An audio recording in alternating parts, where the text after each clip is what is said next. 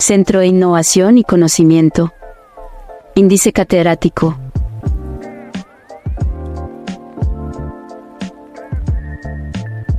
Y de Educación en Salud. Cordial saludo a todos. Desde el Centro de Innovación y Conocimiento Índice Catedrático y de Educación en Salud, nos alegra profundamente darle la bienvenida a este espacio de desarrollo profesional y personal. En IDE Educación en Salud, creemos en las personas y en su potencial.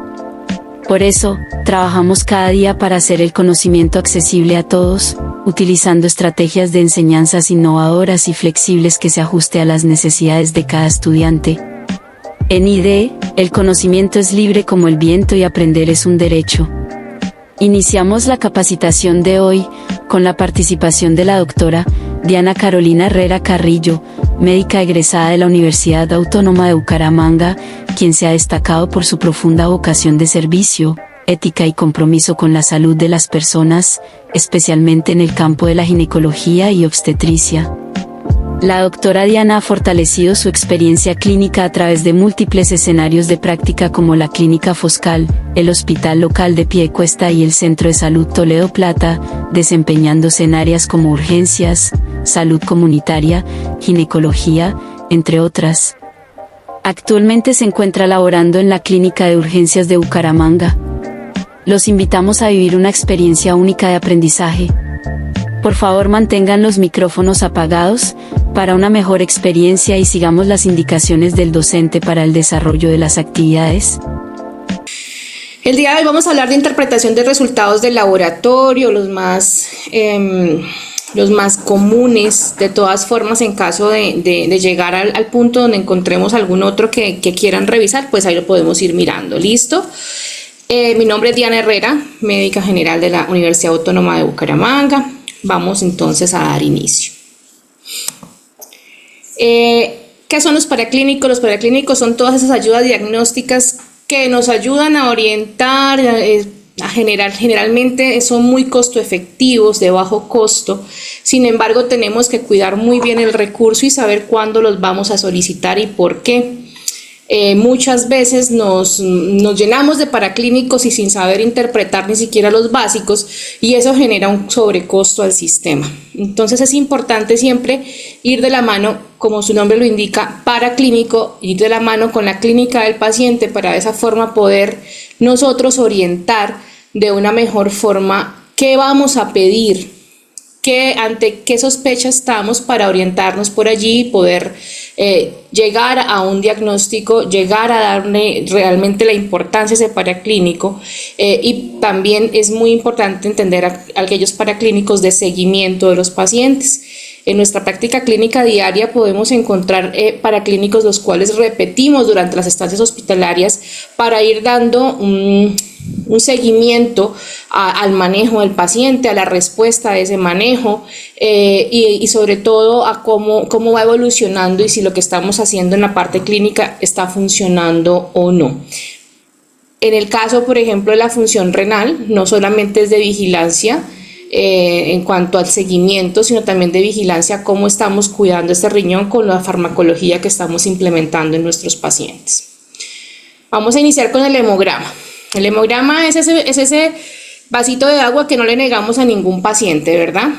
Sin embargo, pues en algunas ocasiones tenemos también que identificar a esos pacientes que llegan a las salas de urgencias, que tienen más dolores mentales que físicos, y pues saber cuándo también procede o no procede. El hemograma básicamente nos permite evaluar dentro de todas sus series los glóbulos rojos, los glóbulos blancos y la serie plaquetaria. Cuando hablamos de los glóbulos rojos, generalmente nosotros estamos buscando la presencia de, bien sea pues lo más común, las anemias. Las poliglobulias no son tan frecuentes, sin embargo, pues si hay un paciente con un antecedente importante, pues podríamos identificar sus poliglobulias, cómo se están comportando. ¿Qué buscamos en el hemograma? Entonces en el hemograma tenemos claramente la hemoglobina, que básicamente es quien me va a dar un apoyo diagnóstico real acerca del estado como tal, en cuanto a lo que hablemos de anemia.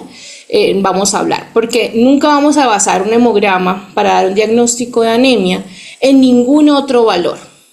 Los glóbulos rojos pueden estar grandes, pequeños, pueden estar inmaduros, podrían estar muy maduros, pero lo que realmente nos va a orientar que si este paciente tiene o no tiene una anemia va a ser la clínica claramente y va a ser el valor de su hemoglobina. ¿Qué es importante tener en cuenta la hemoglobina? Que va a variar según la altura de la ciudad en la que estamos, va a variar según el sexo, podría variar en algunos casos en pacientes que se ejercitan con frecuencia. Con algunos medicamentos podría variar y es por eso que siempre la clínica y el interrogatorio va a ser parte importante para poder interpretar cada uno de nuestros paraclínicos y poder llegar al punto de individualizar, ¿sí? Porque tendríamos pacientes en los cuales en los cuales una hemoglobina podría ser normal y en otros totalmente anormal. Aún así, estar dentro de un rango patológico, sin embargo, la clínica del paciente me va a determinar si voy a tomar o no decisiones clínicas. Cuando hablamos de los glóbulos blancos nos orientan muchísimo en infecciones virales, bacterianas, patologías crónicas como el EPOC. De hecho, en las clasificaciones grandes del EPOC podemos encontrar que se revisan líneas celulares como los monocitos y los eosinófilos para poder identificar y poder clasificar mucho nuestra enfermedad. Pero lo que más uso clínico tiene realmente la observación de los glóbulos blancos dentro de la práctica clínica del hemograma va a ser siempre la orientación del tipo de infecciones virales y bacterianas. Es súper importante tener en cuenta el comportamiento de esta línea celular también en el seguimiento de dichas infecciones. Entonces, ¿cómo se está comportando el grupo de los glóbulos blancos para yo hablar básicamente de un éxito o un fracaso terapéutico en una infección bacteriana? ¿Cómo se están comportando los linfocitos en el caso de una infección viral? Si están aumentando, si están disminuyendo. La otra línea celular que estamos hablando es las plaquetas. Las plaquetas sabemos que son las encargadas, las primeras llamadas a hacer ese tapón hemostático y pues están muy relacionadas directamente con la cascada de coagulación. Sin embargo, pues algunas alteraciones plaquetarias también nos hablan y están directamente ligadas a efectos virales como los virus hepatotrofos. Súper importante para nosotros el dengue, las plaquetas, yo creo que es en lo que más práctica clínica las tenemos. Sin embargo, algunas otras alteraciones de las plaquetas nos podrían llegar a hablar hasta de procesos neoplásicos. Plaquetas por encima de 1000, de 2000, además de preocuparnos por ser estados de hipercoagulabilidad en un paciente, tendrían que orientarnos también a que haya un funcionamiento diferente de esa célula totipotencial en la médula ósea que está generando un aumento extraordinario de esas plaquetas y estaríamos ya ante un escenario totalmente diferente en cuanto a lo patológico. Bueno, vamos a hablar de nuestros glóbulos rojos y la clasificación de las anemias. Entonces, como les decía, lo primero que vamos a mirar siempre va a ser la hemoglobina. Saber que básicamente tenemos anemias de categorías microcíticas, siempre que hablemos de micros van a ser que las células están pequeñas, normocíticas y macrocíticas cuando el glóbulo rojo empieza a ser mucho más grande. Ahora, la calidad de esa hemoglobina, si está hipocrómica, normocrómica, hipercrómica, según los valores de referencia, tengan en cuenta que generalmente tenemos unos valores de referencia como los que vemos allí. Sin embargo, los valores de referencia varían en algunos casos según el tipo de laboratorio y según la técnica que usen laboratorios. Entonces eso es importante porque va a variar según el país, va a variar según el método utilizado. A veces cuando estamos en primeros niveles, en puestos de salud, en hospitales del primer nivel donde la tecnología escasea, entonces el recuento se hace diferente. Las técnicas son diferentes y podrían variar siempre los valores de referencia. Los valores de referencia No son para aprendérnoslos de memoria porque generalmente los valores de referencia a lo largo de la historia van cambiando según las poblaciones. Sí es muy importante tener en cuenta en las mujeres el hecho de su fase menstrual, pues por eso es que en las mujeres se considera el valor de hemoglobina un poco más alto como normal, porque pues tenemos una pérdida mensual pues según el ciclo de una cantidad importante de sangre y pues por eso se debe tener como una reserva un poquito más amplia en cuanto a lo que hablamos de hemoglobina. Esa clasificación de las anemias nos permite también conocer su etiología, saber que si esa persona está teniendo una anemia por una enfermedad crónica, como es el caso de las enfermedades renales, que por efecto de no estimulación de la médula ósea por parte de las hormonas propias, no vamos a tener una respuesta adecuada y una producción adecuada de glóbulos rojos.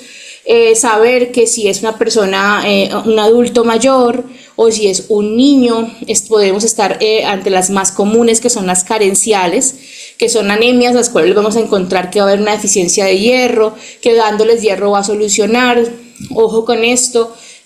Siempre somos muy dados en el argot popular a mandar a comer cosas rojas, a mandar a comer, y realmente lo que sube la hemoglobina o lo que podría llegar a tener un impacto positivo directamente relacionado con la anemia es el consumo de carnes rojas debido al alto contenido de vitamina B12, que es lo más importante en la maduración de ese glóbulo rojo.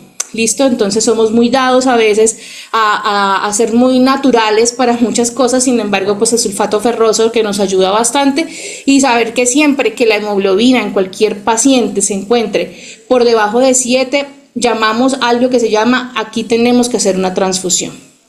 Tenemos que iniciar transfusión de glóbulos rojos. ¿Por qué? Porque sencillamente ya el paciente con una hemoglobina en 7 va a tener una clínica que está comprometiendo su estado de vida y está afectando un órgano muy importante que es el corazón. Clínicamente el paciente que ingresa con taquicardia, con signos de bajo gasto, tensión arterial baja, quiere decir que lo primero que tengo que chequearle es una hemoglobina, porque muy seguramente estamos frente a una anemia carencial, una anemia que está en cifras que necesita ser transfundido urgentemente, porque el corazón es un músculo que ante una taquicardia sostenida podría llegar a entrar en arritmias innecesarias que nos cambiarían un poquito el escenario de algo muy sencillo, entre comillas, como podría ser una anemia, a algo pues ya más complejo como el manejo de una arritmia ya más severa que comprometa la vida del paciente. Cuando hablamos del volumen corpuscular medio, lo medimos mucho para mirar qué tan grandecito está ese glóbulo rojo en el torrente sanguíneo.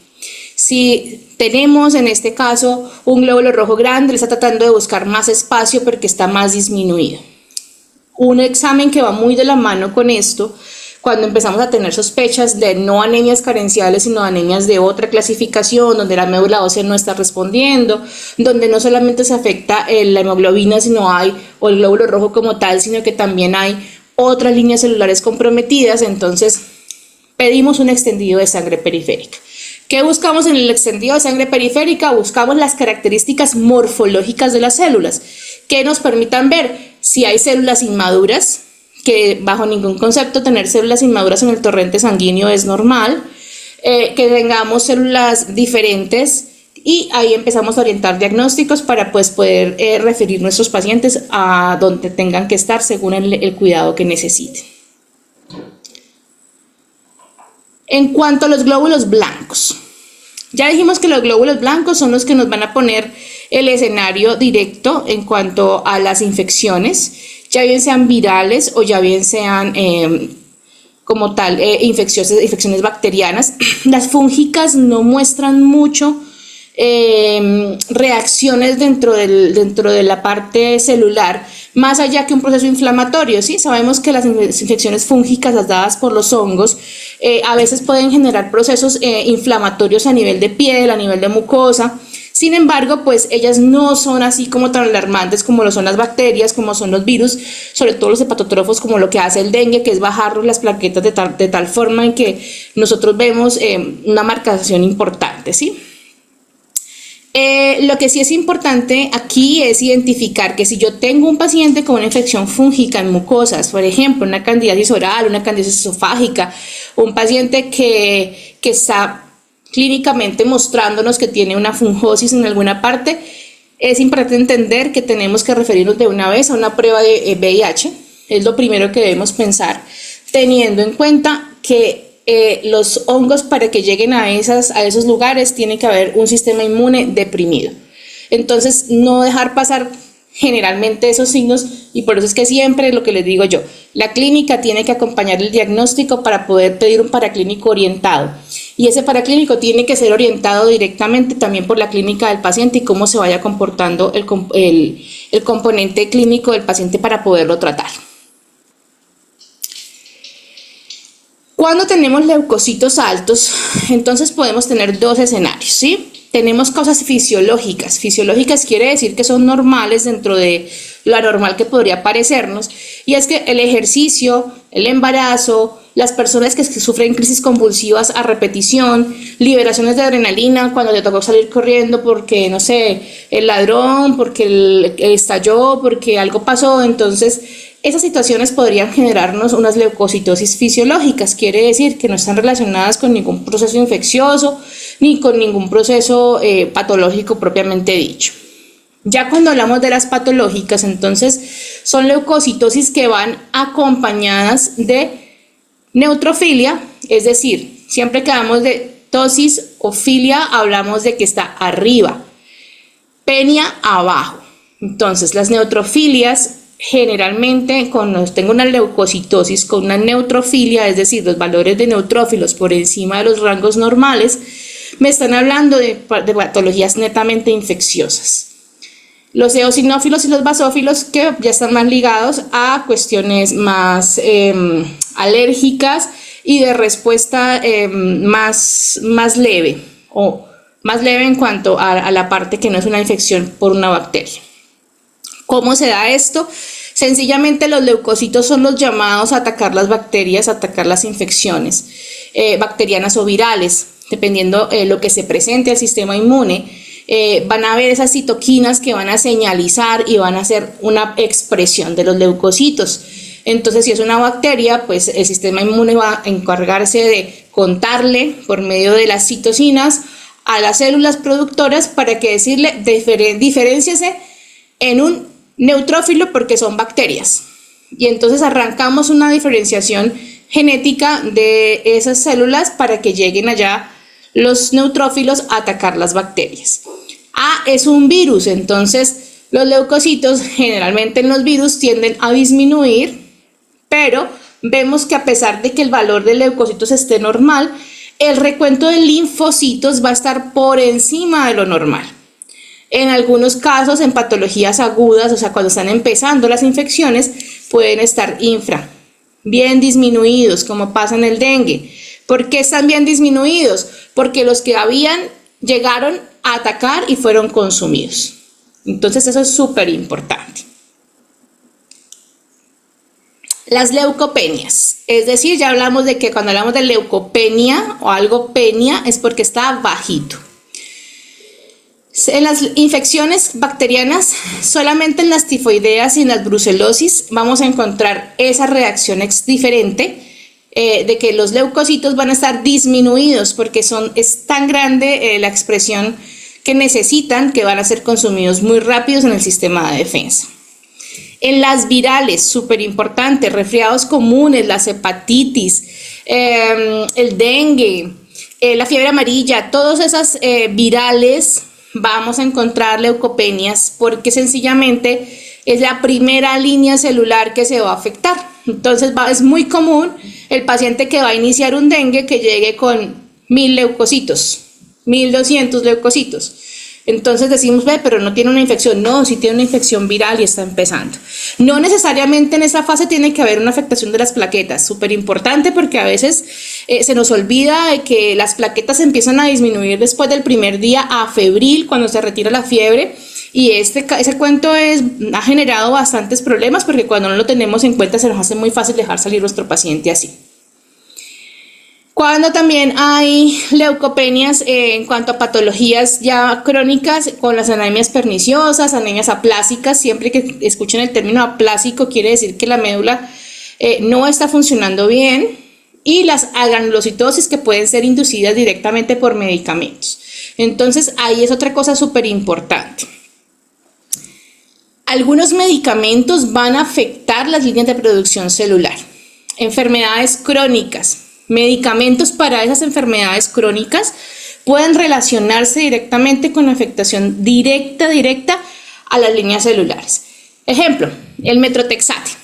Es usado para las enfermedades autoinmunes. Las enfermedades autoinmunes, ¿qué tienen en común? Que proliferan las células de la defensa, y las células de la defensa te desconocen por completo a ti y te atacan, ¿verdad? Entonces, cuando yo como médico o cuando el reumatólogo instaura un medicamento como el metrotexate, que hace parte de los quimioterapéuticos, se inhibe la producción celular. Pero los medicamentos, desafortunadamente o afortunadamente, no son tan específicos como quisiéramos. Entonces, van a inhibir toda la producción celular, van a inhibir los ciclos celulares de muchas otras células. Por eso es que se relacionan efectos como la caída del pelo, se relacionan efectos como la disminución de la hemoglobina, como la disminución de los leucocitos, de las plaquetas, y ahí empezamos a hablar del escenario inicial que yo les decía. Yo tengo que conocer la historia de mi paciente para interpretar un paraclínico. Por más de que yo tenga un valor de referencia en mi paciente para una patología, yo tengo que entender que mi paciente se va a comportar diferente. Un caso típico: llega un paciente con una infección en una rodilla, tiene una artritis séptica. Yo le tomo un cultivo o un aspiradito de esa secreción, lo llevo al laboratorio y consigo 20.000 leucocitos, ¿sí? Cuando yo consigo esos 20.000 leucocitos, voy a sangre y en sangre reviso directamente cómo está la respuesta de ese paciente. Y resulta que está normal, está en 5.000 los leucocitos en sangre, sin embargo en la secreción están en 20.000. Entonces yo llego y digo, esto no me concuerda. Generalmente, ¿qué hacemos ahí? Repetimos el examen, ¿cierto? Hay que preguntarle a ese paciente, porque no sé si ese paciente me ocultó o yo no se lo pregunté y ese paciente esté cursando con una enfermedad autoinmune, ya bien sea de tipo reumatoide, ya bien sea de tipo infecciosa como un VIH. Son escenarios de todos los días y no hay concordancia. Si yo tengo una infección tan importante en un lugar y mido niveles sanguíneos y esa infección no se está manifestando, las infecciones no se manifiestan a nivel sanguíneo igual que como se están manifestando en el lugar propio inicial de la infección, yo tengo que pensar en que aquí hay algo que está pasando, aquí hay algo que se está pasando mal, que no está normal, no está transcurriendo con normalidad.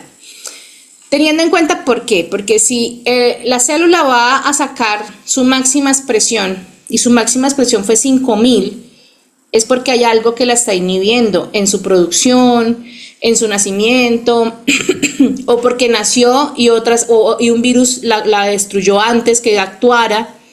Entonces, ahí es donde esas concordancias tienen que ir relacionadas con la clínica.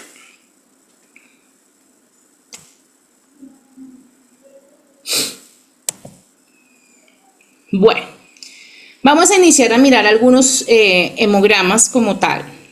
Inicialmente vamos a hablar solamente de los hemogramas. Vamos a irlos revisando.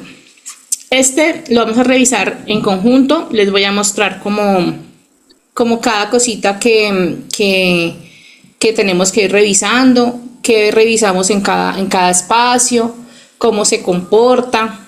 ¿Listo? Entonces dijimos que la serie blanca está compuesta por leucocitos, neutrófilos, linfocitos, monocitos, eosinófilos y basófilos. Siempre en un hemograma vamos a tener dos valores de cada uno: la cuantificación total y el porcentaje de esa cuantificación total. ¿Qué vamos a tener en cuenta? Los leucocitos, si yo hablo de 6.370, corresponde al 100%. Y es importante, ¿por qué? Porque ustedes siempre encuentran como repetido el nombre y dicen, pero es que aquí dice un valor y aquí abajo dice otro. Entonces, abajo tenemos básicamente el porcentaje del de lo que ocupa de ese 100%. Yo generalmente, yo prefiero siempre el número real. No me gusta casi mirar el número en porcentaje, me guío más por el número real. Yo veo que tiene unos neutrófilos de 4100, quiere decir que tengo de esos 6000, 4110 son neutrófilos. Si yo veo el valor de referencia de mi laboratorio, estoy dentro de lo normal. Y los linfocitos están dentro de lo normal. Hasta ahí yo tengo un hemograma normal. No tengo ningún problema con ese hemograma. Sigo bajando y voy mirando. No veo como una alergia, porque veo los eosinófilos están en 0,4, están normales. Entonces es una persona que claramente, muy seguramente no está haciendo un proceso alérgico. Y EPOC no creo que tenga porque sus monocitos están en perfecto estado. Entonces hasta ahí me puedo imaginar que es un hemograma de una persona joven sin muchas comorbilidades. Sigo bajando y veo que los eritrocitos están bajitos. Quiero decir, los glóbulos rojos en cantidad están disminuidos. Recuerden que cuando hablamos de anemia, al inicio dijimos que la anemia solo la vamos a categorizar por la cantidad de hemoglobina. Ningún otro valor del hemograma me habla de anemia. Ningún otro valor. Solamente la hemoglobina va a ser el encargado de darme el tip de la anemia. ¿Listo? Sigo bajando y me dice que la hemoglobina en esta paciente o en este paciente está en 9.4. Aquí sí ya hablo de anemia. Y el hematocrito está disminuido. ¿Listo? Consecuentemente por la anemia, totalmente normal. Sigo bajando y me dice que ese volumen corpuscular de cada glóbulo rojo mío en este hemograma es de 95.1. Quiere decir que estoy en una anemia que está normal de tamaño. La hemoglobina corpuscular media está normal. Entonces estoy ante una anemia normocrómica completa. Muy seguramente es una anemia por deficiencia de lo que le estemos dando al cuerpo. O sea, una persona del común y corriente, del día a día, que come mal, que a lo mejor no se alimenta de forma correcta, o puede ser un vegetariano. Algo súper importante. Ustedes pueden estar frente a un escenario de una persona vegetariana con un hemograma de estos. Y él funciona así, porque si no tiene síntomas, si esa hemoglobina siempre está en ese valor, pues no tiene síntomas. Entonces nos toca es complementarle, ¿cierto? Entonces le vamos a poner ácido fólico y vitamina B12 para ayudarle a esa médula ósea a producir mejores glóbulos rojos y que sean en más cantidad. Hasta ahí. La vitamina B12, desafortunadamente preferiríamos en las carnes rojas, pero si es una persona que no consume carnes, pues tendríamos que suplementársela. Otro grupo de personas que podrían tener este hemograma, las personas que ahorita son muchísimas en la calle, las personas con cirugía bariátrica. Ellos sí comen carne, pero la superficie absortiva de su estómago fue delimitada y fue cortada. Eso hace que esa absorción sea menor y al ser menor, pues no va a alcanzar a suplir lo que necesita el cuerpo para tenerlo. ¿Listo? Seguimos bajando y vemos unas plaquetas de 85,000, perdón. Unas plaquetas de 85,000. Inmediatamente yo debo preguntarle a ese paciente cuándo tuvo fiebre, porque entonces estoy ante un dengue. Y muy seguramente él me va a decir, no doctora, yo tuve fiebre el jueves de la semana pasada, tuve fiebre jueves, viernes y sábado y se me quitó y ya. Pero es que yo hoy me siento como cansado, como mal, como que, entonces estoy ante un dengue. Si fue el jueves, viernes, al sábado, al domingo, al lunes, al martes, al miércoles. Estoy en día 6. Ya si el NC1 me sale positivo es porque, mejor dicho, estoy muy de buenas. Porque el NC1 válido hasta el día 5 de enfermedad. ¿Listo? Pero eso es un dengue. Y arranco con ese hemograma a hacer vigilancia. Este paciente con unas plaquetas de 85.000 ante una enfermedad de dengue, no lo puedo dejar ir para su casa. Recuerden que las plaquetas son la primera línea de hemostasia. Y los dengues se complican cuando las plaquetas bajan, casualmente porque aumentan los riesgos de sangrado. Si yo a esto le sumo que un paciente tiene un dolor abdominal o que mi paciente tiene un problema visual o mi paciente está haciendo popó en cuncho de café, entonces ya esto no sería un motivo solo para hospitalizarlo, sino también para pensar en un traslado a una unidad de cuidados intensivos. Importante en un hemograma como estos, se repite cada 12 horas. No negociable, ni con la entidad, ni con el auditor, ni con nadie. Se repite cada 12 horas. Médicos o no médicos, debemos estar ahí en la práctica clínica en vigilancia de esos pacientes. Si este hemograma fuera de un niño, no solamente iríamos a una UCI, y mucho cuidado, en los niños casi en un 90% la gravedad del dengue no la identificamos con el nivel de plaquetas, sino con el choque de hipoperfusión. Y lo vamos a ver con las cifras de tensiones arteriales. Entonces siempre con la clínica. Ya tengo un resultado de estos, ya la vigilancia tiene que ser mucho más estricta. Bueno, entonces iniciamos a estudiar este. A ver.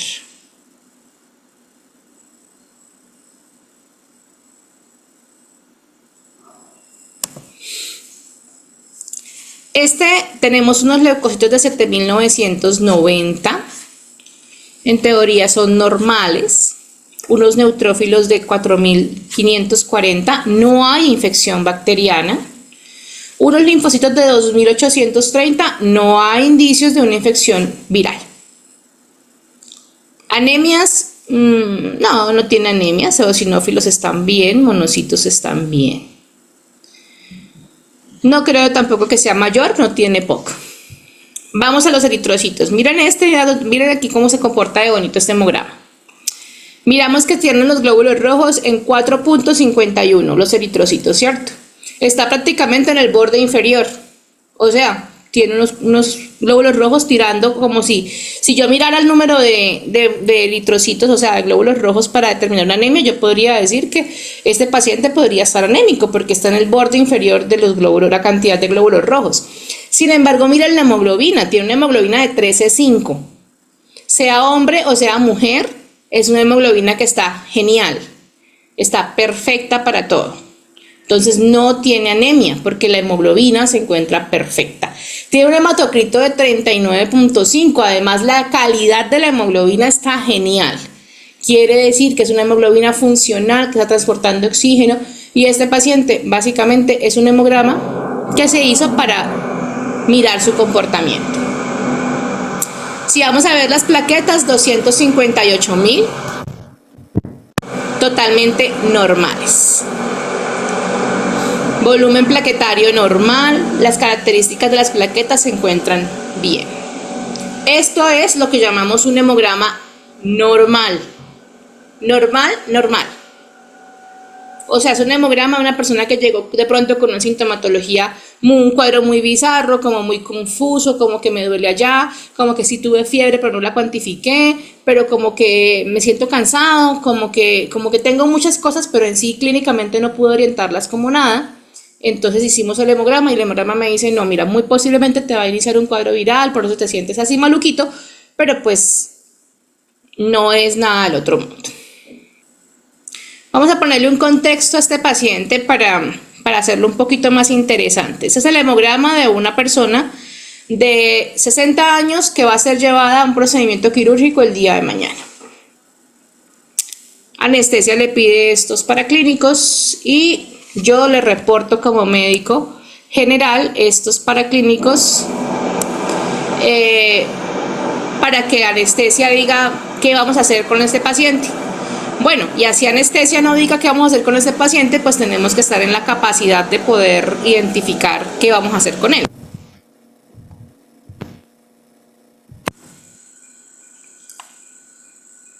Entonces, doctora, es decir que él tendría anemia, lo que está de punto. Vamos a empezar en orden, vamos para arriba. Vamos a empezar en orden arriba con los leucocitos.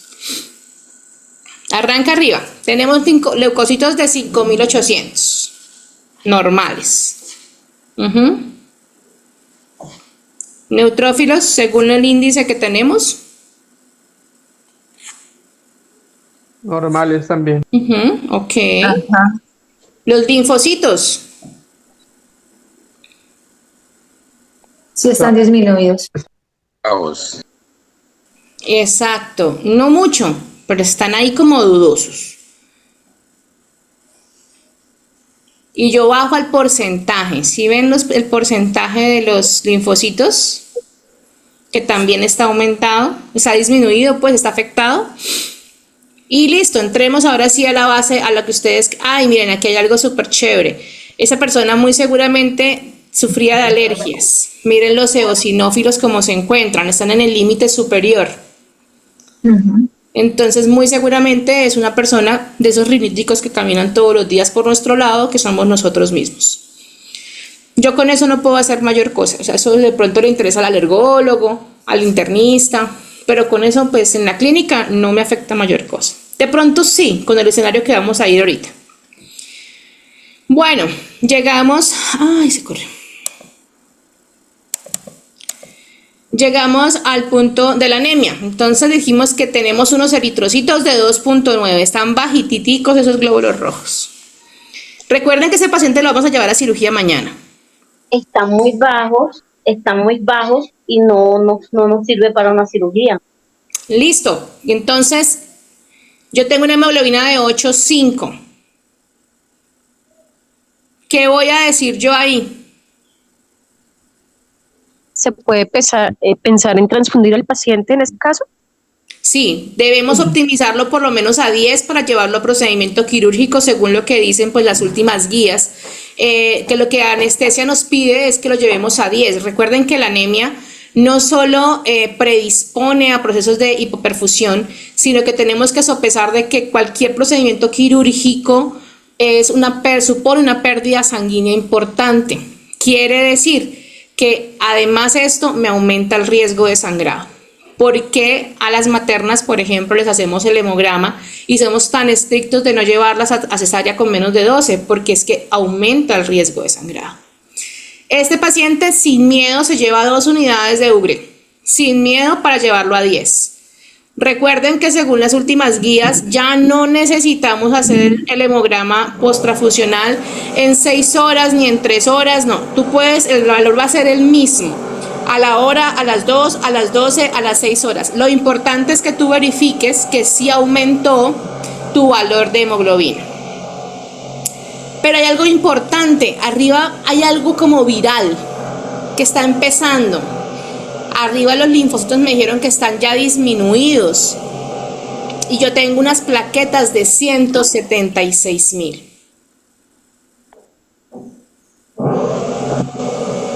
¿Qué voy a hacer? Aún están normales. Son las 3 de la tarde y lo llevan mañana en cirugía a las 5 de la tarde.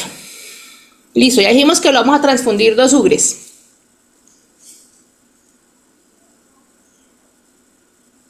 ¿Qué voy a hacer con las plaquetas de 176.000 y esos linfocitos de 1.180? Ese paciente de pronto está en una fase de incubación viral. Exacto. Yo podría pensar por esos linfocitos de que hay un virus que está iniciando y tengo plaquetas de 176.000. Pues yo lo voy a transfundir, pero igual son las 3 de la tarde, yo a las 3 de la mañana le voy a pedir otro hemograma.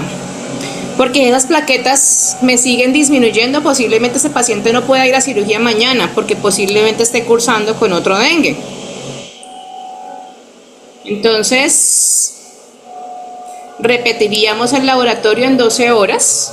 Me serviría perfecto el de control del hemograma, entonces yo la voy a transfundir ahorita y pues sencillamente voy a pedir que a las 12 horas, 3 de la mañana, me repitan el hemograma posttransfuncional y de seguimiento. Importante para el personal médico que haya, siempre vamos a justificar, tenemos que acostumbrarnos a justificar el por qué estoy pidiendo un paraclínico. Dime. Creo que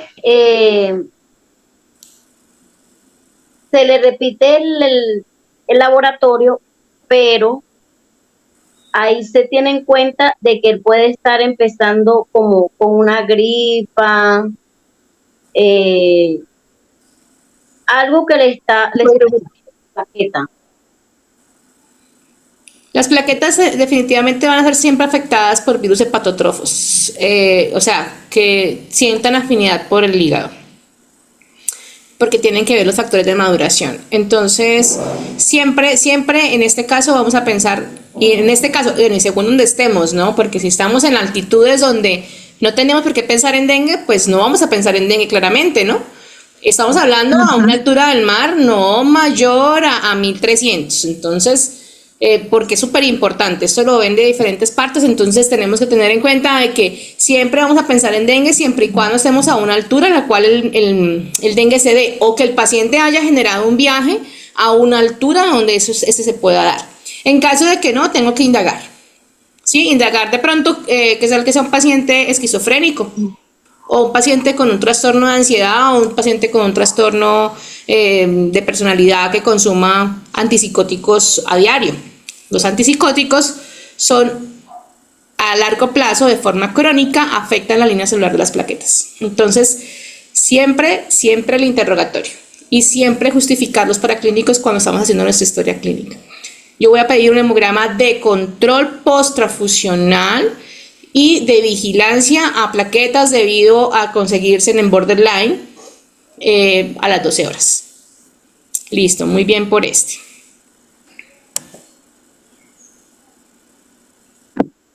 Vamos con este. Los linfocitos están en 1300, están muy cerca al borde inferior. Entonces ahí me remito ¿a dónde? Al porcentaje. ¿Qué te dice el porcentaje?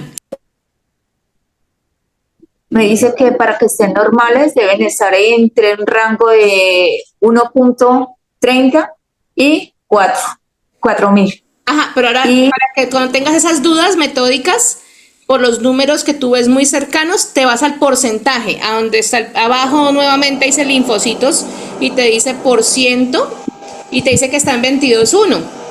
Ya ahí la diferencia cambia, ¿cierto? Ah, ok, sí, señora. O sea que realmente no están en riesgo. Están normales. Continuemos hacia abajo.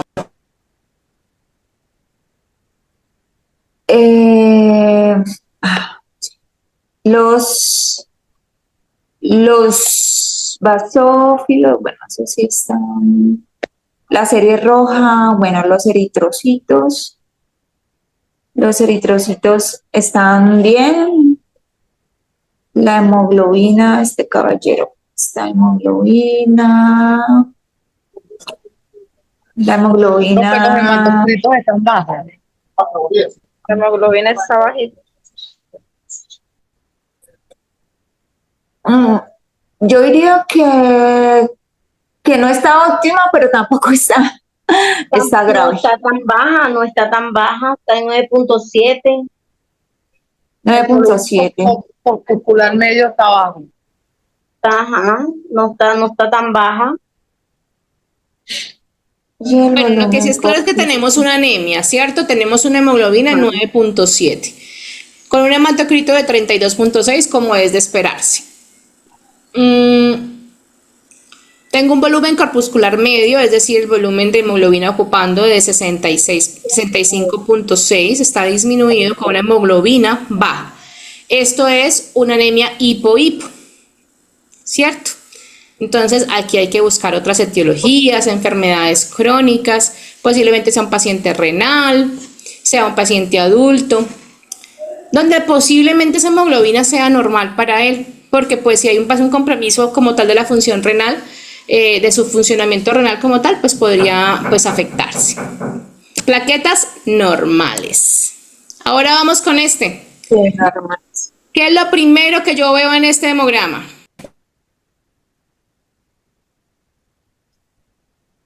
Mm, Tiene los leucocitos por el techo. Bueno, vamos a ser técnicos y vamos a hablar de que tenemos una leucocitosis. Leucocitosis. Los tiene aumentados. Siguiendo con la línea técnica, yo digo que tiene una leucocitosis con neutrofilia y por ende está presentando una linfopenia. ¿Qué me dice cuando yo tengo leucocitos a expensa de los neutrófilos? ¿Qué dijimos al inicio? Infecciones.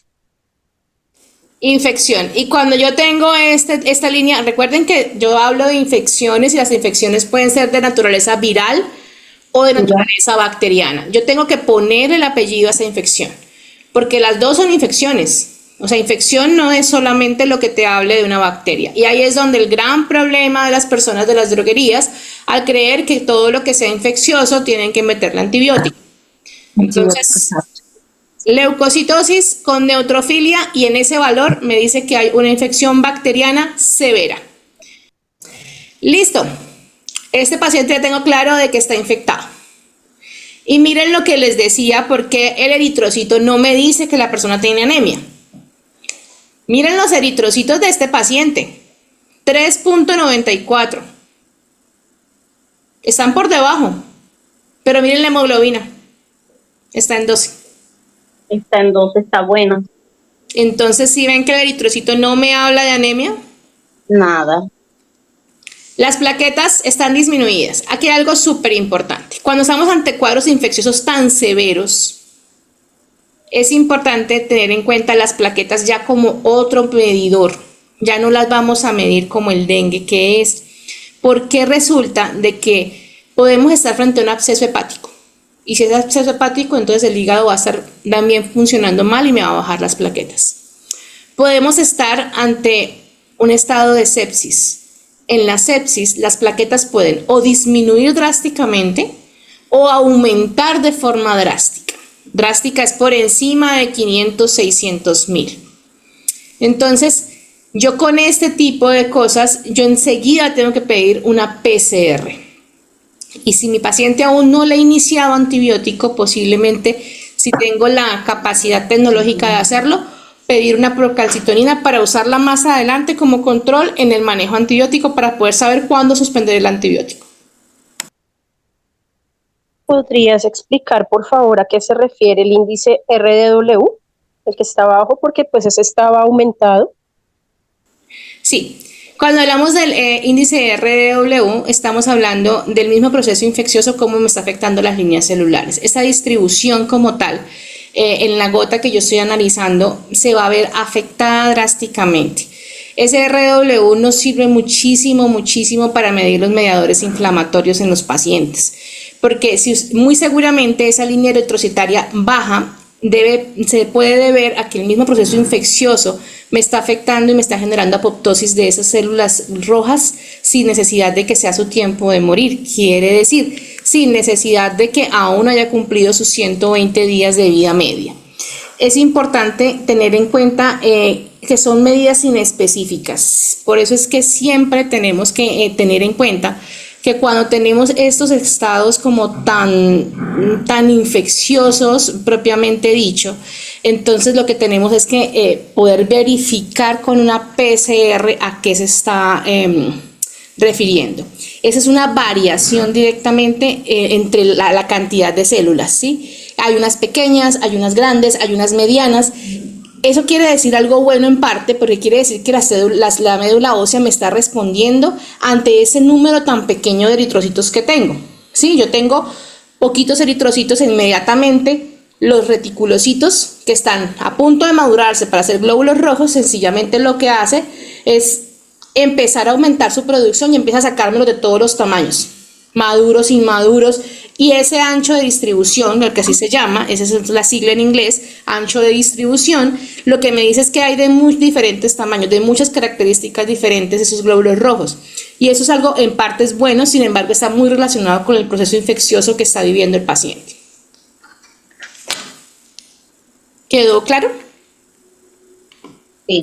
Sí, señora, muchas gracias. Cuando ustedes vean ese RW aumentado, generalmente está relacionado con que hay glóbulos rojos bajos. Por ejemplo, miren este. ¿Sí ven?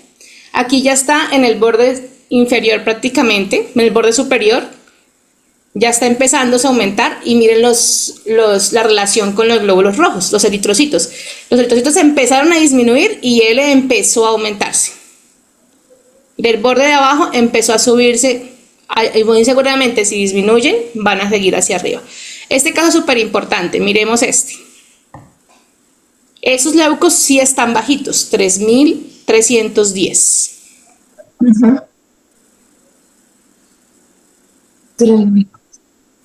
Y los linfocitos están bajiticos, están en 460.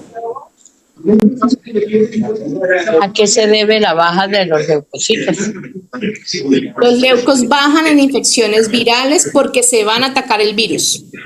Recuerden que las infecciones virales tienen una vida media aproximadamente de 7 días, que es el tiempo que dura el virus vivo dentro de la sangre mientras se presenta y hace todo el proceso inmunológico.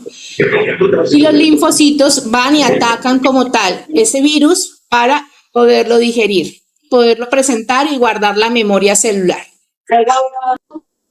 Entonces, básicamente se debe a una infección viral. Sigan bajando. ¿Qué consiguen ahí como sospechoso? Esos linfocitos. Los basofilos también están muy bajos. Están muy bajos, sí. Importante las plaquetas.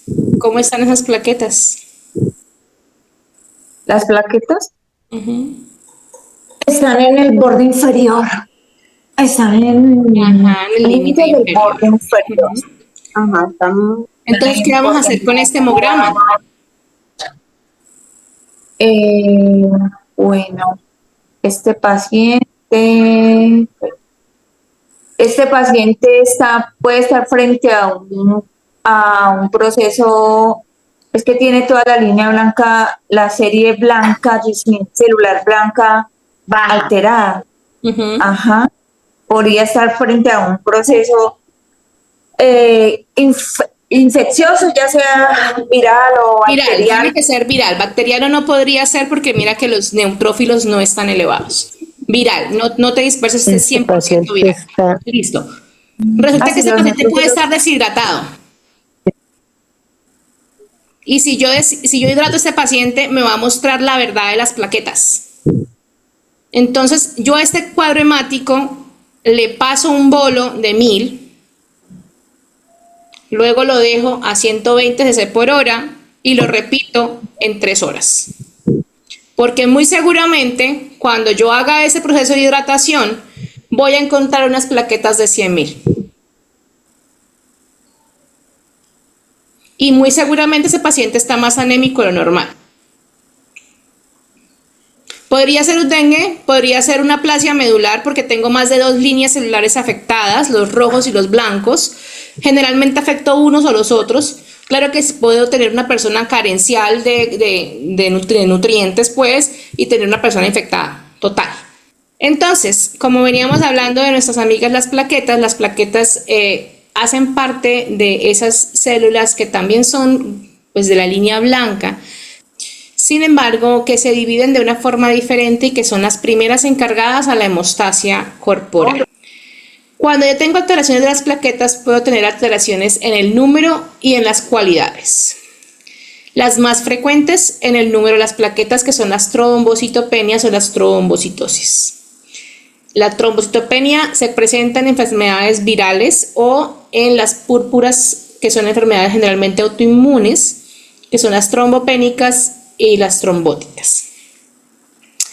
Y en cuanto a las trombocitosis, siempre que yo tenga plaquetas por encima de 500, 600, vamos a ver en clínica plaquetas de 2000, plaquetas de 3000, tenemos que pensar en que tenemos procesos leucemoides, mieloides crónicos, leucemoides granulocitosis, podemos tener personas con una trombocitosis sencillamente esencial.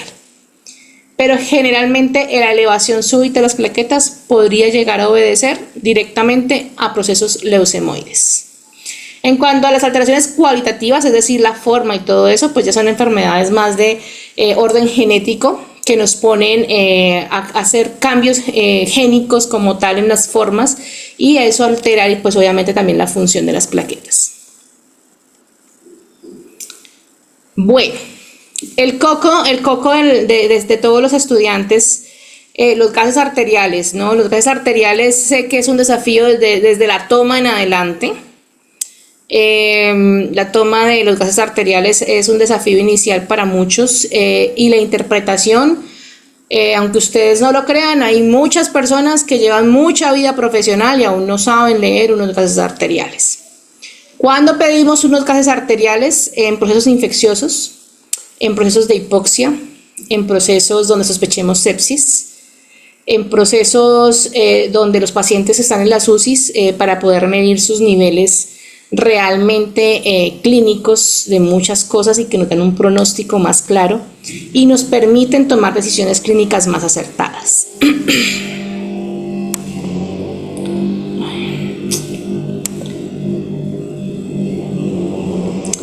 Entonces, ¿qué miden los gases arteriales? Medimos la concentración de CO2, medimos la concentración de oxígeno como tal,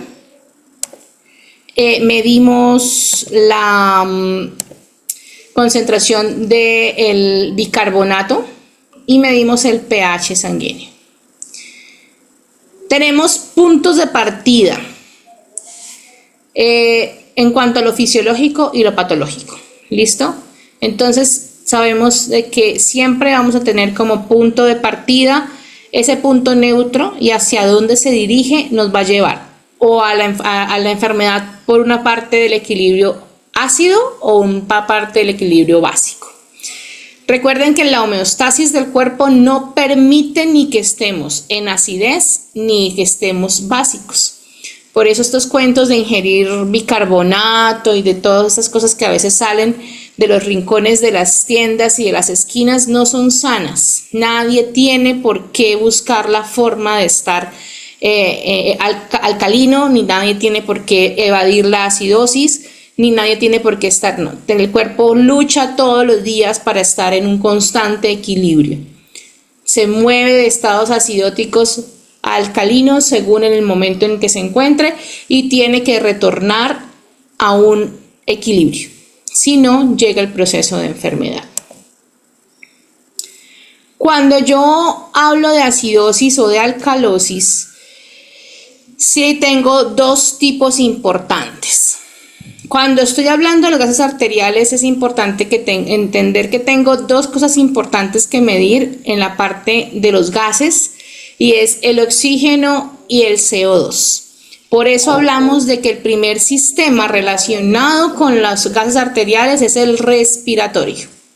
Y el otro es el que no puede modular el medio, sino es el medio interno, que es el que se va a afectar con la parte metabólica.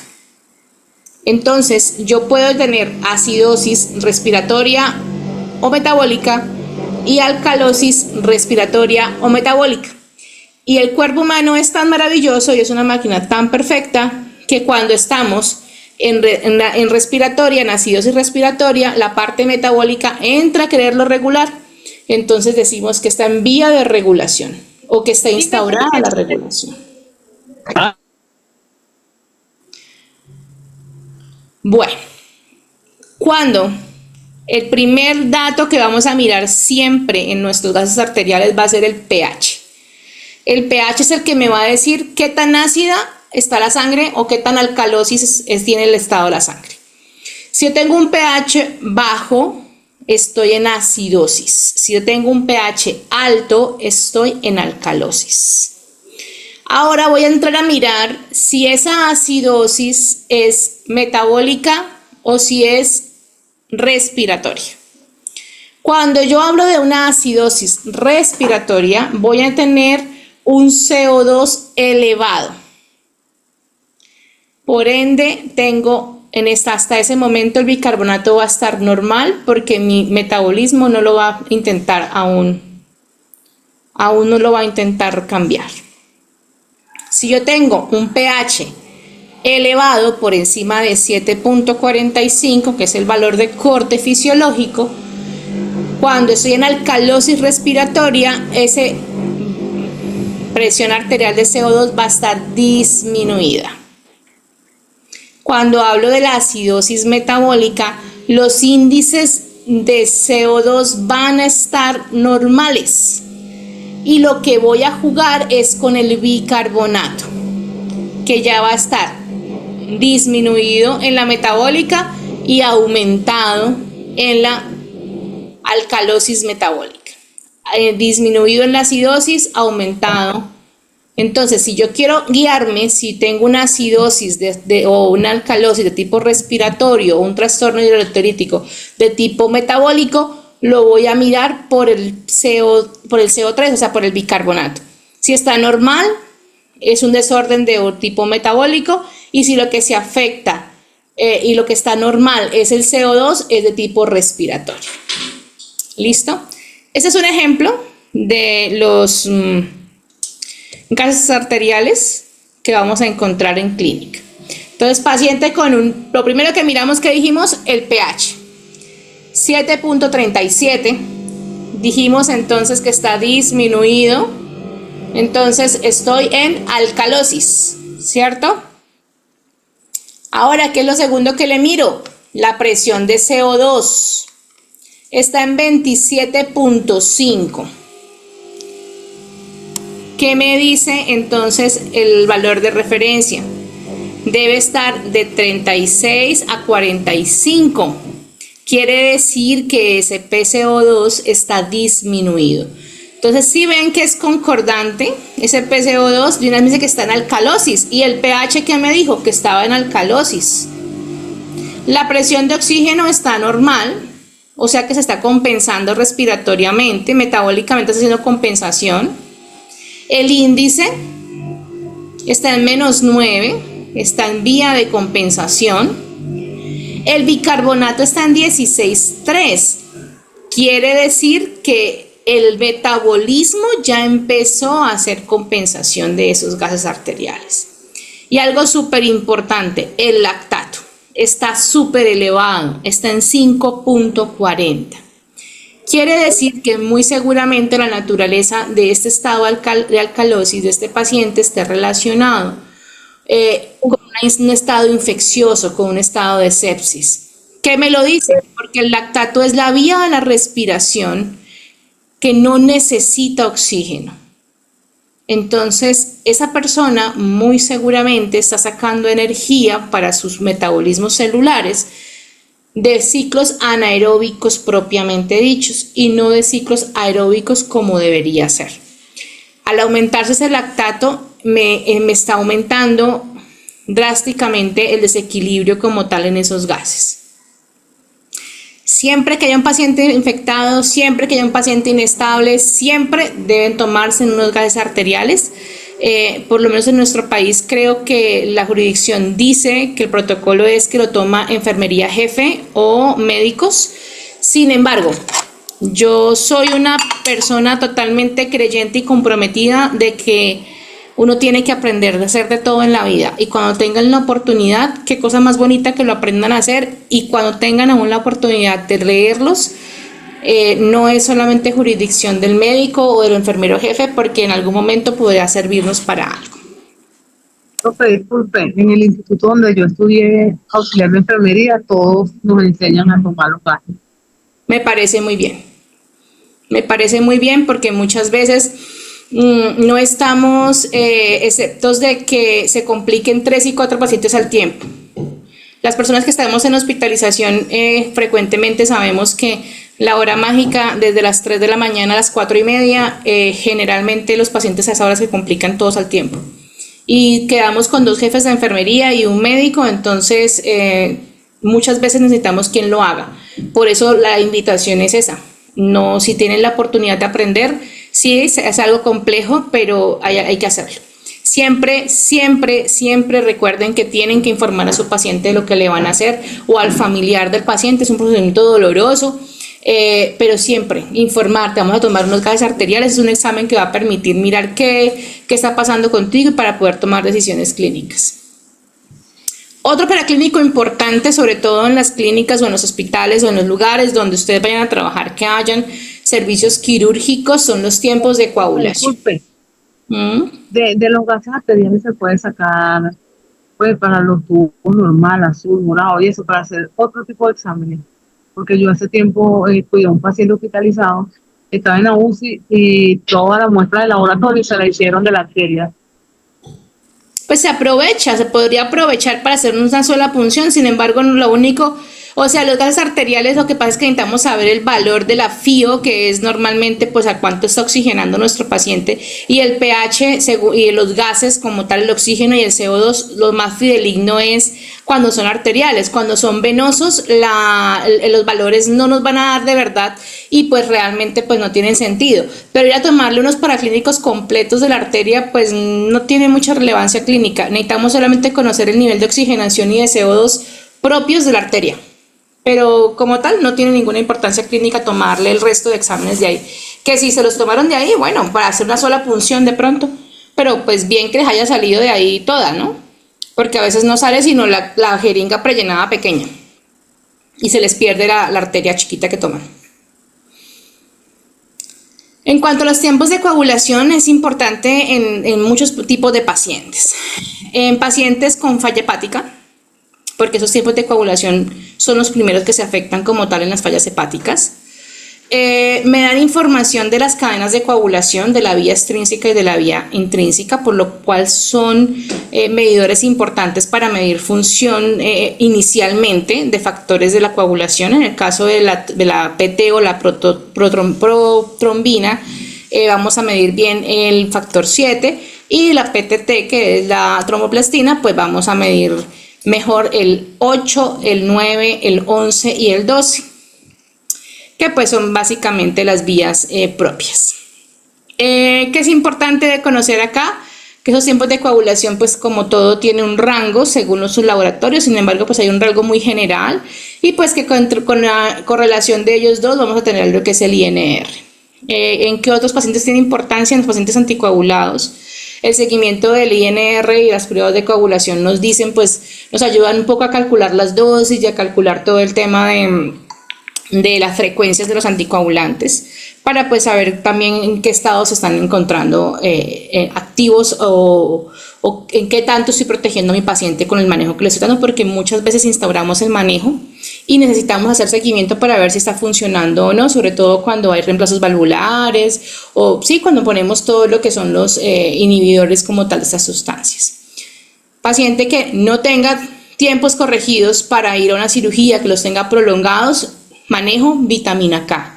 Si no hay vitamina K porque estamos escaseando con vitamina K, entonces tenemos que pensar en transfundir plasma. Pero un paciente no puede ir a cirugía con tiempos prolongados. ¿Por qué? Porque el riesgo de sangrado aumenta. Entonces, valores de referencia más o menos entre la PT, que es la protrombina, 9,8 y 14,6, según valores de referencia más o menos es eso. Es decir, si yo estoy en 13,6, estoy en un buen valor. El INR debe moverse entre 0,9 y 1,3. En este caso el INR de este ejemplo está perfecto. Y la tromboplastina va de 24,6 a 36,8. Si yo tuviera valores por encima de 36,8, por encima de 14,6, debo administrar vitamina K. Por lo menos 12 horas antes, y si no, definitivamente tengo que administrar plasma fresco para poder corregir esos tiempos de coagulación antes de que un paciente sea quirúrgico. Si estamos hablando de pacientes anticoagulados que se están pasando de esos valores, hay que hacer ajuste de las dosis de los anticoagulantes orales, porque son pacientes que les aumenta el riesgo de sangrado en casa. Y el problema es que esos pacientes por lo general son adultos mayores, y al ser adultos mayores lo que más nos preocupa que sangre es el cerebro. Un adulto mayor que medio se tropiece con algo y empieza a hacer un hematoma subdural es un problema grandísimo para la medicina, y sobre todo para su compromiso como tal físico, porque eso no va a salir bien.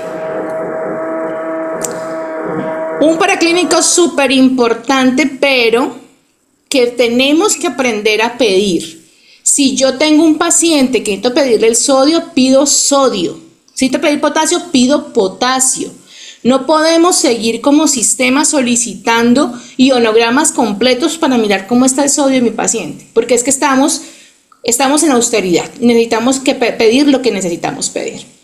Importante, en la tercera edad, vamos a siempre que tengamos un abuelito que llegó al servicio de urgencias o en la casa que sabemos que de un momento a otro no conoció o lo vemos muy dormido, más de lo normal, muy hipoactivo.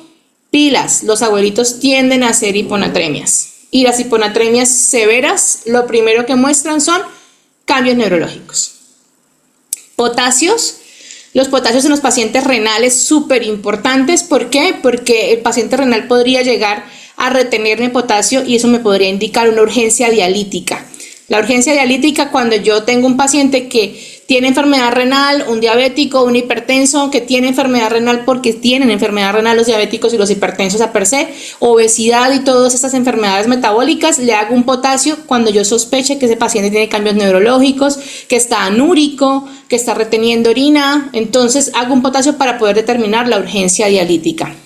Importante también cuando tenemos medicamentos ahorradores de potasio, porque empezamos a generar retención del mismo. Hay pacienticos que también generan cambios neurológicos importantes y también en el electrocardiograma relacionados al potasio, súper importante. Cuando hay pacientes que están teniendo alto gasto, es decir, vómito, diarrea, tenemos que medir sodio, potasio y cloro. En cambio, si yo tengo pacientes a los cuales les tengo en un postquirúrgico de una extracción directamente de la tiroides, debo hacerle medición antes de las 24 horas del calcio. ¿Por qué? Porque generalmente las glándulas encargadas del metabolismo del calcio, que son las paratiroides, son afectadas durante el procedimiento quirúrgico porque son muy pequeñitas y están muy pegaditas de la tiroides. Entonces sí tenemos que medir el calcio porque el calcio es el principal ion de la contracción muscular. Y hay un músculo que late todos los días y que se contrae así, nosotros no querramos, y es el corazón y necesita el calcio. A nivel encefálico también necesitamos calcio para liberación y todas las cuestiones de los neurotransmisores, así que es uno de los iones también más importantes del cuerpo. Con eso lo que quiero decirles es que siempre individualizar el paciente. Yo no puedo pretender pedirle a todo el mundo lo mismo porque no es el mismo contexto. Ya, si yo tomo un electrocardiograma y yo veo alteraciones, pues me voy por potasio. Hay algunos signos clínicos importantes y hay unos signos en el electrocardiograma para mirar en cuanto al nivel del potasio, y también acompañan mucho la urgencia dialítica en el nivel de potasio, siempre pedir un electrocardiograma. Por ejemplo, si yo tengo un nivel de potasio de 3.25, en este caso tengo un potasio bastante disminuido, debo iniciar reposición. ¿Listo? El Catrol generalmente son 3 ampollas en 500 miligramos, en 500 cc de líquidos, pues, y se pasan a 80 cc por hora, más o menos para reponer, y se hace control en 24 horas para poder saber cuándo suspender la infusión de potasio. Acá tenemos un potasio de 5.20, si es un paciente renal yo me preocuparía, tomaría un electrocardiograma, tomaría una creatinina y un BUN, y básicamente si yo veo que necesito cantar la urgencia dialítica, pues la haría, o sea, es decir, dializar a ese paciente de urgencias, porque pues está muy en el borderline. Podría estar deshidratado, ¿no? Porque miren también el sodio está elevadito, entonces podría yo hidratarlo y tomarle nuevo paraclínico. El ionograma es más flexible en cuanto a la hidratación. Otro coco que viene siendo en cuanto a la atención siempre, el uroanálisis. Algo súper importante, y es que esto sigue apareciendo en mucha literatura, ¿no? Que los nitritos ausentes siempre van a ser de un uroanálisis normal y que los nitritos positivos siempre van a ser del uroanálisis patológico, pero no siempre es así. Las bacterias son las que producen esos nitritos, son como, yo le explico a la gente así, chichi y popó de las bacterias, los nitritos. Entonces generalmente yo no puedo decir que ante un nitrito negativo no tengo infección bacteriana, porque es que no todas las bacterias son productoras de nitritos. Entonces lo primero que le voy a mirar a la orina es lo turbio. Cuando tenemos pacientes con sonda, pues podemos observarlo así nomás, y pues pedirlo, porque pues un paciente con sonda es un mecanismo invasor y realmente eso ya lo predispone de una a tener una infección urinaria. El color, el olor de la orina. Yo creo que el paciente con infección urinaria no la canta desde que entra a la puerta del hospital. Lo normal es que nunca haya glucosa en sangre, sin embargo, si tengo un paciente diabético va a estar positiva porque la glucosa se empieza a filtrar por el riñón después de los 180 miligramos sobre decilitro en sangre. El glomérulo no la aguanta más y la empieza a botar por el riñón, que es el problema del diabético. El diabético daña el riñón, es así. La glucosa es una molécula muy grande, entonces cuando ya el riñón la deja escapar es porque ya tiene huecos en el endotelio muy grandes y porque es mucho. Proteínas, en lo general no tenemos proteínas en la orina. Si yo tuviera proteínas en la orina estaría hablando de condiciones netamente patológicas. Por ejemplo, ¿quiénes tienen proteínas en las orinas? Las personas que tienen fallas renales, claramente. Las mujeres embarazadas en preeclampsia, claramente. Sangre, no tiene por qué haber sangre en la orina. Entonces ya ahí empezamos a mirar que hay sangre en la orina. Y si hay sangre en la orina es porque ese glomérulo está sufriendo. Leucocitos. Si llegaron leucocitos al riñón y me salen leucocitos en la orina, es porque sencillamente pues tengo una bacteria ya y el leucocito llegó a donde estaba la bacteria. En algunos uroanálisis lo van a encontrar como leucoesterasas. ¿Qué es leucoesterasas? Son unas enzimas que producen los leucocitos para destruir las bacterias. Entonces, cuando tienes leucoesterasas positivas, ese es un indicador grande de infección urinaria. El urobililógeno, en teoría no hay una enfermedad obstructiva a nivel hepática, entonces no tendría por qué estar elevado. Y el urobilinógeno tiene una característica importante física en la orina, que no estaría la orina amarilla clara, sino que estaría color colombiana, porque el urobilinógeno es el que le da el color y eso se va a concentrar a tal punto que la orina se va a ver como color colombiana, tirando como ya Coca-Cola, como negra la orina. La densidad 10.000 a 1010 está en teoría está ahí en el rango normal y en este tenemos nitritos positivos. Ácido ascórbico, que es la vitamina C, no tendría por qué aparecer. Hay algo súper importante, las cetonas. Las cetonas, si el paciente está en un ayuno mayor de 12 horas, van a salir positivas, porque las cetonas se activan en el cuerpo humano como mecanismo para producir energía durante el ayuno. Por eso es que el ayuno pues hace la pérdida de peso pues tan exitosa, porque sencillamente aumentamos la cetosis lo que hace es buscar energía desde otras partes del cuerpo, que básicamente es el tejido adiposo, y nos van a aparecer en orina si hay un ayuno mayor a 12 horas. Por último, encontramos células epiteliales de forma importante, no tendrían por qué haber. Hay hematíes y hay bacterias, 4 cruces, es decir, este uroanálisis es patológico. Y además, este uroanálisis hay que hacer un urocultivo. Tenemos que acabar en las clínicas y en los hospitales con el inicio de antibióticos de forma discriminada porque hay un uroanálisis positivo, sin saber ante qué me voy a montar. Entonces, yo lo más preciso, si yo quiero, esa señora está muy mal, entonces yo hago un gram de orina por lo menos para saber si tengo un gram positivo o un gram negativo. Y de ahí para allá monto el antibiótico mientras me sale el urocultivo. Pero lo ideal es que todo uroanálisis patológico tenga un urocultivo. Importante, las infecciones urinarias son normales en muchos grupos poblacionales. Las tratamos sí o sí en niños, en adultos mayores y en mujeres embarazadas, con o sin síntomas. En el resto, solo las tratamos cuando hay síntomas. De resto son infecciones urinarias asintomáticas que se encontraron por casualidad. Para hablar del perfil hepático, así como rapidito, en el perfil hepático medimos cosas como las transaminasas, que son las que me van a indicar el daño celular, porque cuando el hepatocito explota, lo que me va a dejar es como tal esa transaminasa. Los patrones colestásicos, que son los que pues hacen que se obstruye la vía biliar y empiezan a mostrar cosas, como las personas con ictericia. Entonces tenemos las bilirrubinas, medimos la fosfatasa alcalina y medimos la gamma glutil. Son propias de los patrones colestásicos. Y ya de patrones de síntesis como tal, hablamos de los tiempos de coagulación y de la albúmina. Los más frecuentes, según los crónicos de daño celular y los colestásicos, que son pues más agudos, que son las patologías vesiculares las que generalmente nos generan patrones colestásicos. En el patrón hepatocelular tenemos dos clasificaciones: cuando es severo, se aumentan los niveles más de 15 veces, o cuando es leve, moderado, que son procesos más crónicos, por llamarlo de alguna forma.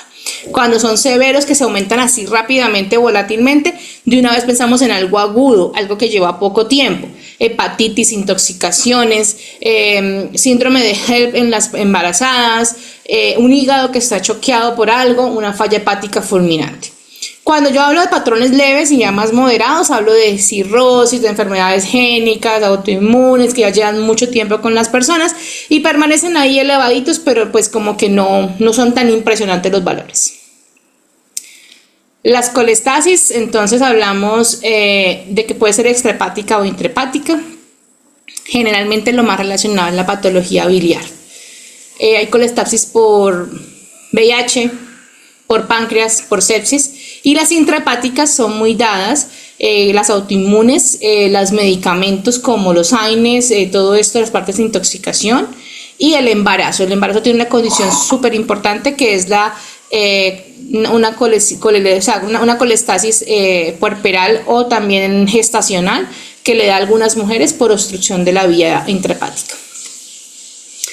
Esto es todo, chicos. Queridos participantes, hemos llegado al final de esta enriquecedora capacitación en el Centro de Innovación y Conocimiento Índice Catedrático y de Educación en Salud.